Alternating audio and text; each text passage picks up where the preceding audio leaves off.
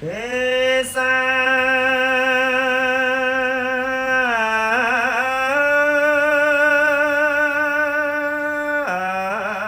sẵn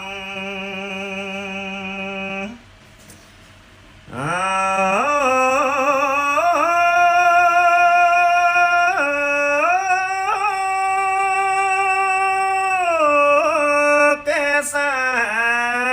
sẵn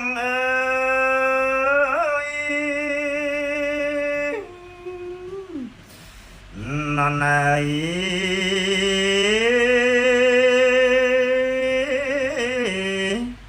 mình men chia được bằng dương tề non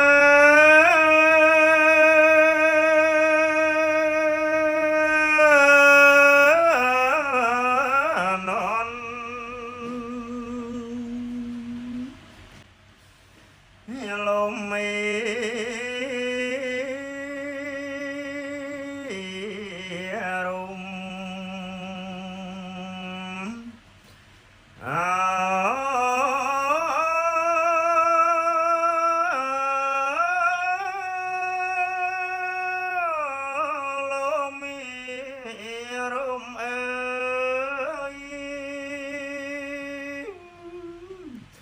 non ơi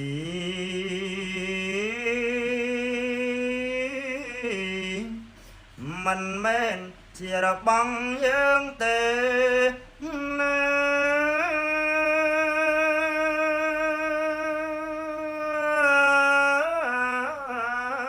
non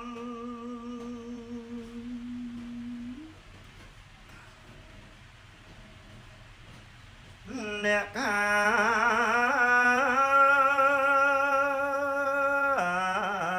chọn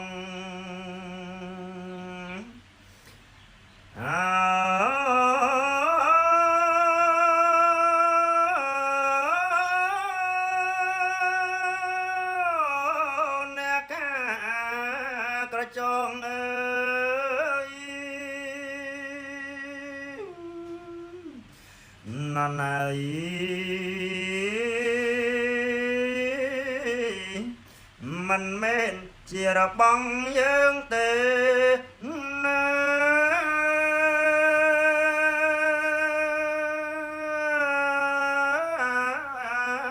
non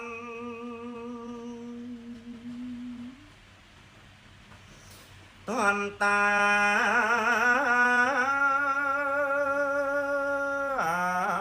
thông minh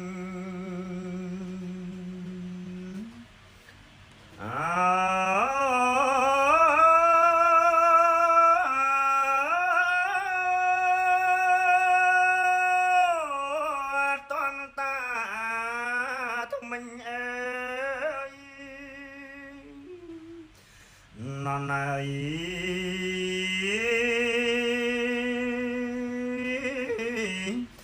mình men chia được bằng dương tề